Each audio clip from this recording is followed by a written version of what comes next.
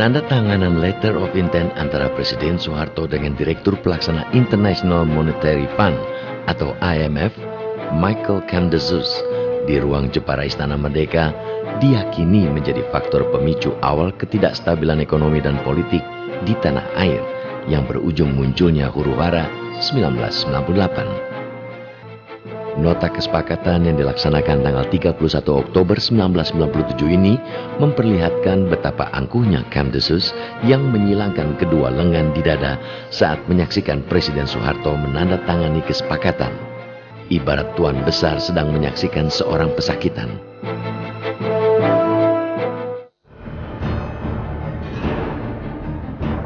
Ironisnya, mengurangi subsidi BBM yang menjadi salah satu butir yang ditawarkan IMF untuk pemulihan krisis moneter Indonesia malah membuat rakyat makin sengsara.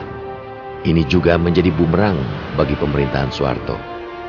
Gelombang protes dan demonstrasi mahasiswa semakin marak terjadi.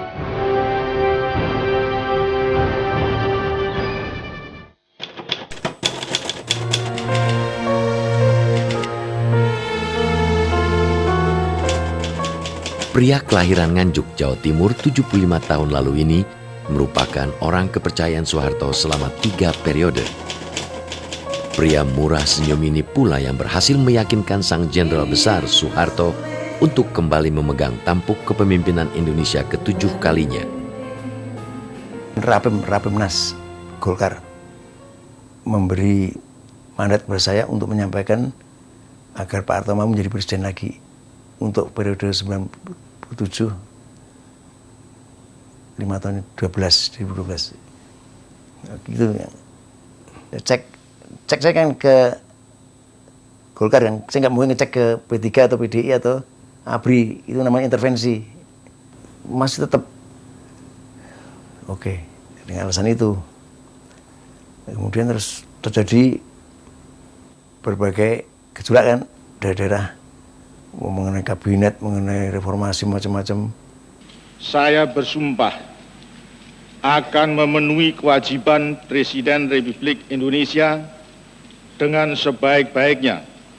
Jadi pasca pemilihan terhadap Soeharto yang naik ke-7 kalinya itu masyarakat justru makin aktif, tidak hanya mahasiswa. Ini benar-benar gerakan rakyat ya, ibu-ibu dengan gerakan nasi bungkusnya buat buat mahasiswa. Aksi demonstrasi mahasiswa menuntut reformasi total dan diturunkannya harga kebutuhan pokok makin hari makin meluas disuarakan. Orasi di dalam kampus lambat laun bergerak menjadi aksi turun ke jalan dan tak jarang berujung bentrokan dengan aparat. Intensitas bentrokan bahkan meningkat ketika Soeharto masih berada di Kairo, Mesir, mengikuti konferensi tingkat tinggi G15. Pak Harto kan mau ke Mesir. Itu Pak Prabowo datang ke tempat saya. Pak Prabowo adiknya beliau kan. Pak Prabowo, tolong deh, kita Bapak campuri dulu lah keadaan begini. Oke Pak, saya ke sana. Pak, apa enggak sebaiknya diwakilkan aja. Enggak bisa harus saya harus berangkat. Waktu itu belum ada satu tindakan yang bisa dianggap sebagai puncak dari keburukan itu. Tapi Soeharto sendiri malah berangkat ke Mesir gitu kan. Maka yang muncul adalah dugaan-dugaan. Salah satunya misalnya memang bisa dikatakan bahwa bakal ada peristiwa yang lebih buruk. Jadi kalau sesuatu terjadi, dia memang tidak ada di dalam negeri gitu. Atau juga mungkin ya karena kenaifan, merasa bahwa ditokohkan oleh tokoh di sejumlah kalangan di internasional dan dia pergi ke sana. Tapi itu kalau pilihannya sampai seperti itu kan artinya menganggap enteng masalah dalam negeri. Tanggal 12 Mei 1998, mahasiswa Trisakti bermaksud bergerak ke gedung DPR MPR RI untuk bergabung dengan elemen mahasiswa lainnya. Kebuntuan negosiasi dengan aparat membuat mereka akhirnya melakukan orasi dan mimbar bebas di dalam kampus Trisakti Grogol, Jakarta Barat. Namun, aksi ini berakhir dengan duka.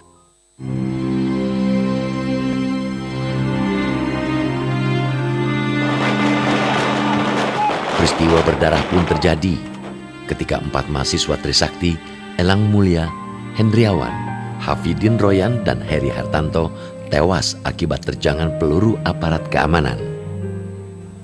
Sebelum kejadian itu dia minta pasang saya jaket alma mater Trisakti, diminta kejuruan dan nama. Terus saya bilang, kok tumben? Saya bilang, enggak, katanya sekarang kalau ada demo kita anak-anak suruh pakai. Tapi karena ada provokator waktu itu jadi rame nggak karuan. Sebenarnya di dalam kampus, terus ada yang menghalau untuk keluar, didorong lagi ke dalam. Nah, pas masuk ke dalam ditembakin dari flyover. Penembakan mahasiswa Trisakti itu mengejutkan dan makin meletupkan kemarahan publik. Terlebih setelah diketahui peluru yang bersarang di tubuh para mahasiswa itu bukan peluru karet atau peluru hampa sesuai protap pengamanan, tapi peluru tajam yang mematikan. Pikir saya cuma kritis ya. Tapi pas saya masuk kamar jenazah udah ada 4 jenazah pakai kain putih. Saya masih nggak sadar ya. Waktu saya mandiin pas di jantungnya, saya nanya, "Pak, ini ya, ini apa?" Saya bilang, "Iya, itu yang kena." "Oh, ini," saya bilang. Bukan main ya, yang nembak itu biadab bener. Anak baik-baik ditembak, tapi ya sudahlah. Berarti bukan sembarang penembak. Emang jago. Semua anak-anak kami itu kena tepat sasarannya. Ada yang di otak, ada yang di leher. Jadi semua seketika mematikan. Kita punya ABRI yang sangat kuat di zaman Orde Baru kan. Kok menghadapi kerusuhan ini jadi lemah lunglai gitu.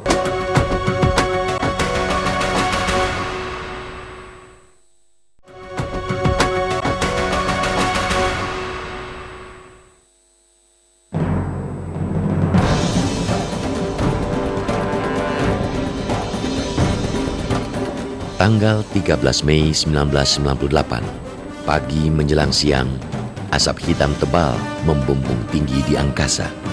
Puluhan rumah dan toko ludes di amuk si jago merah. Jakarta begitu mencekam dan lumpuh seketika. Aparat keamanan yang berjaga tak kuasa berbuat apa-apa melihat amuk massa yang kalap sedang berpesta pora, menjarah, serta mengambil apa saja yang mereka inginkan. Gambaran ini menjadi lembaran gelap perjalanan sejarah suksesi kekuasaan masa Orde Baru menuju era reformasi. 98 ada pembiaran misalnya itu kan terjadi dalam hitungan puluhan jam. Artinya dia bisa dengan mudah terdeteksi. Tetapi juga kenapa tidak terlihat satu tindakan yang sangat cepat, yang mumpuni dari ABRI waktu itu untuk menghentikan proses-proses ini. Itu patut disayangkan, mengingat kita punya ABRI yang sangat kuat di zaman Orde Baru kan. Kok menghadapi kerusuhan ini jadi lemah lunglai gitu. Yang pertama, crisis of institution. Krisis kelembagaan. Lembaga mana yang kritis kan coba? Hukum, lembaga mana yang nggak kritis? MPR, DPR, kritis orang-orang di DPR. Yang kedua, ketika krisis ketidakpercayaan itu mulai terjadi. Krisis ketidakpercayaan kepada pemerintah. Ini bahaya ini.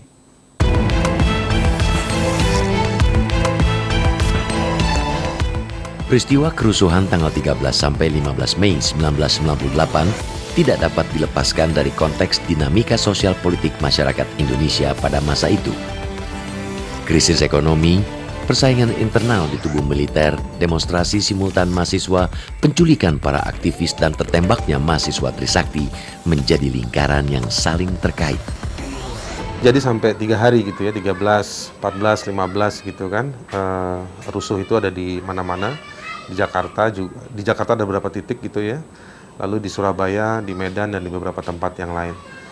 Apa yang terjadi dari situasi itu? Satu, ada tindak kekerasan terhadap perempuan, ada pelecehan, ada kekerasan fisik, perusakan terhadap dalam bentuk material ya, pembakaran, penjarahan di mana-mana. Yang juga cukup mengerikan adalah ada banyaknya orang yang mati meninggal gitu ya di dalam tempat-tempat yang jadi titik serang itu. Mereka hangus terbakar gitu. Aksi rusuh massa berlanjut menjadi aksi rasial di berbagai tempat. Sementara pada sisi lain, aksi gelombang mahasiswa terus bergerak untuk mengepung dan menduduki gedung DPR MPR RI sampai tujuan mereka menurunkan Soeharto tercapai. Dan waktu itu adalah prinsipnya tak mungkin lagi perahu berlabuh kembali. Ini sudah di tengah jalan, jadi harus segera diteruskan. Makanya pilihannya adalah langsung duduki DPR. Wah, ini keadaannya sudah gawat ini. Dan pengertian beberapa kubu kan terjadi waktu itu. Datang ke DPR semacam mahasiswa semua, masyarakat semua penumpuk kan. Senin pagi setelah saya menerima dari berbagai fraksi, diskusi kita bagaimana keadaan ini. Sudah negara begini sudah. Saya lihat sudah ada apa? Pembakaran dan macam-macam. Melihat situasi yang semakin panas, juga korban berjatuhan semakin banyak, Harmoko beserta pimpinan DPR lainnya secara resmi meminta Soeharto turun dari jabatan presiden. Saya waktu itu tanggal 16 minta bertemu Pak Harto, karena Pak Harto berpulang kan. Sabtu diterima di Cendana. Pak, keadaannya begini Pak. Apa? Ada 3 hal Pak. Bapak harus memimpin reformasi. Ya, saya memimpin reformasi. Kedua Pak, kedua adalah Bapak harus mereshuffle kabinet ini. Ya, pembahasan sama Tutut tidak akan saya pasang lagi. Yang ketiga ini Pak, saya bawa map banyak itu. Kemudian bawa catatan-catatan juga Pak. Dengan rendahan hati Pak, saya minta Bapak mundur. Tepat tanggal 21 Mei 1998, Presiden Soeharto menyatakan lengser ke Prabon dari jabatan presiden dan menyerahkan tampuk kepemimpinan kepada Baharudin Yusuf Habibie. Saya memutuskan untuk menyatakan berhenti dari jabatan saya sebagai Presiden Republik Indonesia. Sejak itu pula, nama Harmoko dihapus dari daftar nama orang kepercayaan keluarga Cendana karena dianggap berkhianat terhadap mantan orang nomor 1 di Republik ini. Saya sudah mengira ini pasti ada macam-macam terhadap diri saya kan. Waduh, brutus, pengkhianat. Saya dulu bukan pengkhianat, menyelamatkan Pak Harto. Coba kalau diteruskan. Setelah beliau lengser juga, memang waktu saya ke rumah sakit kan nggak bisa ketemu karena beliau di ICU. Nggak bisa lagi ditemui oleh family-familinya. Pelaku itu kan disuruh sama atasannya. Atasannya pasti ada dalangnya.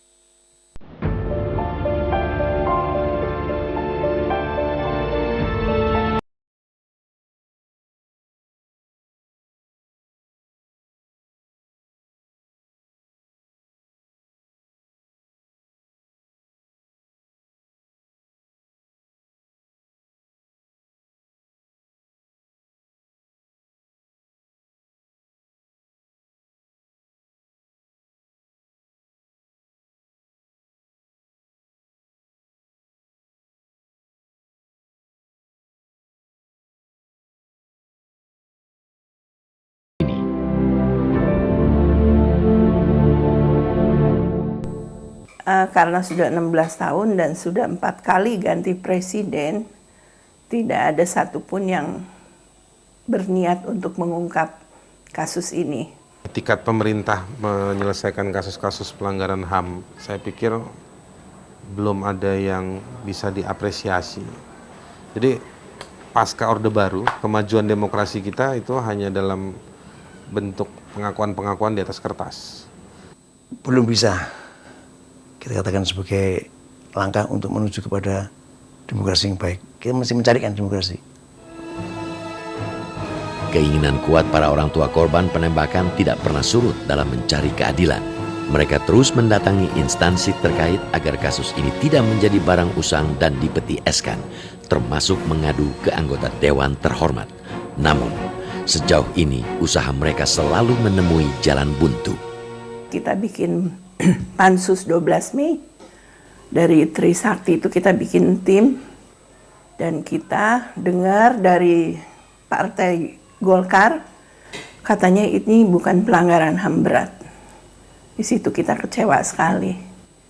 Gimana bukan pelanggaran HAM berat kan? Keempat anak-anak kami itu dibunuh oleh aparat, entah aparat yang mana, saya juga nggak tahu sampai saat ini.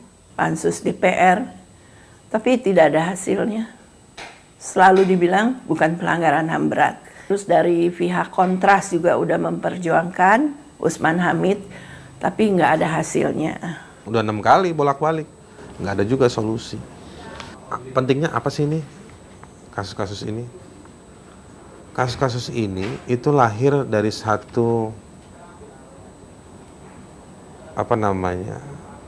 lahir dari satu kebijakan politik yang menghalalkan kekerasan, yang menghalalkan darahnya warga sipil.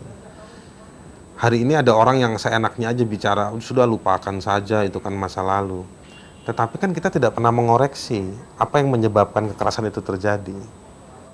Kalau cara berpikir si penguasa yang adaptif terhadap penggunaan kekerasan, yang gandrung menggunakan kekerasan,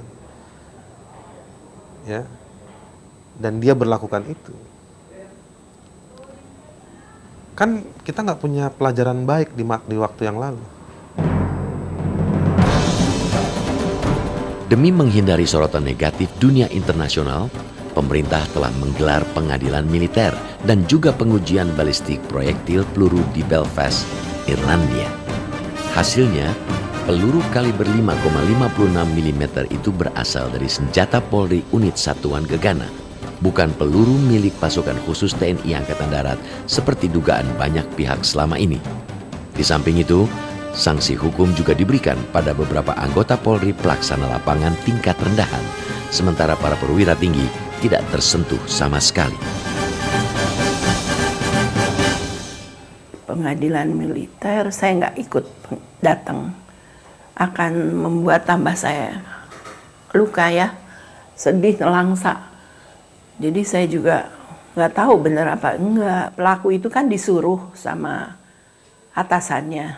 Atasannya pasti ada dalangnya. Sampai saat ini aja saya nggak tahu. Isu ini ya tiap tahun kita hanya kebagian untuk memperingati saja. Seperti keluarga korban itu ya tetap berziarah gitu ya.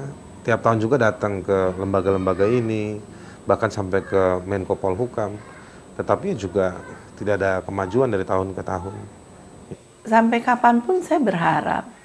Tapi saya karena lebih ke Maha Pencipta, Allah Subhanahu wa Ta'ala.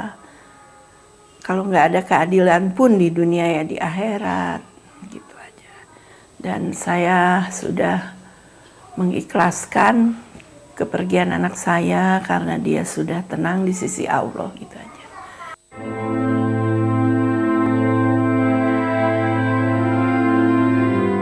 Kendati sudah 16 tahun berlalu, huru-hara Mei 1998 dan kasus penembakan Trisakti menyisakan hal misterius yang akan tetap menjadi tabir gelap reformasi.